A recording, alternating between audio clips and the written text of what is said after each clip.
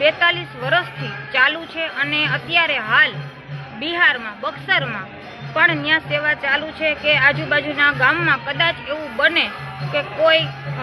મોતિયાના દર્દી હોય કે એને કદાચ પૈસા હોય ન હોય એવું બની શકે તો ત્યાં પણ અમારા આશ્રમનો સ્ટાફ ત્યાં પણ જઈને નેત્રયજ્ઞ કેમ્પ ત્યાં ચાલુ કર્યો છે અને તે ઉપરાંત ફ્રીમાં તો ઓપરેશન પ્લસ મીઠી ગુંદી, ચોખા, લોટ, 100 રૂપિયા, સાડી આ બધી વસ્તુ પણ એ લોકોને આપવામાં આવે છે, કારણ કે અમે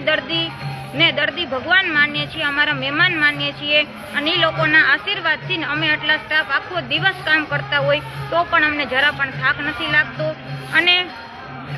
અહીંયા જે દર્દી ભગવાન અમારે આવે